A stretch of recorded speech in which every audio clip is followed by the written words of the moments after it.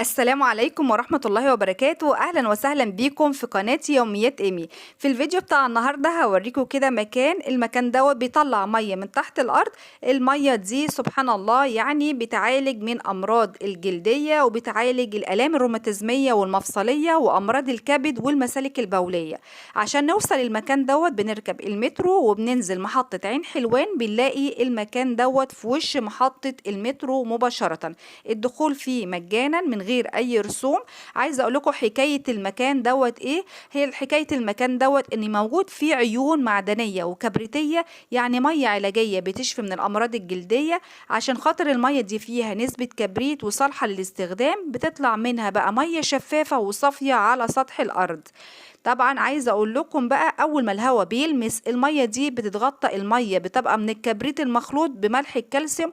وطبعا الميه دي من اغنى العناصر الشفائيه الطبيه لكتير من الامراض زي الامراض الجلديه. عايزه اقول لكم بجد ميه فعلا شفائيه.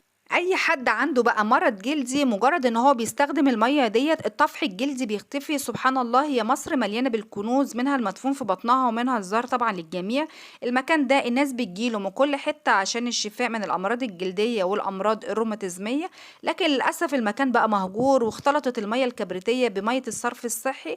لكن طبعا هو الحوض اللي انتوا شايفينه دوت هو طبعا الوحيد اللي بينزل الميه الصالحه للاستخدام. كان في اكتر من عين موجوده داخل المكان، والمكان ما كانش كده خالص. كان زمان كنا بنروحه واحنا اطفال، كان شكله طبعا مهتمين بيه جدا، وكان فيه عمال كتير، وكان بيقيموا فيه حفلات وبيعملوا فيه موالد.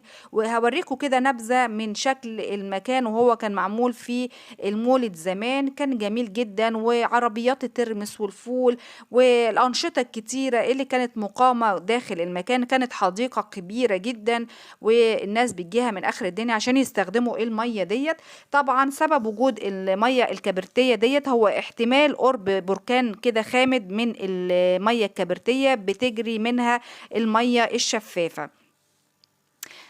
عايزة اقول لكم طبعا لو الحكومة اهتمت بالمكان دوت هيبقى طبعا اكتر من رائع، لان الموجود المية لحد دلوقتي موجودة ديت هي صالحة للاستخدام. بس طبعا المية بتتهدر ان هي بتترمي على الارض. ده كان الفيديو بتاع النهاردة. لو عجبكم الفيديو ما تنسوش تعملوا لي لايك وتشتركوا في القناة وتفعلوا زر الجرس علشان يوصلكوا كل جديد من فيديوهاتي.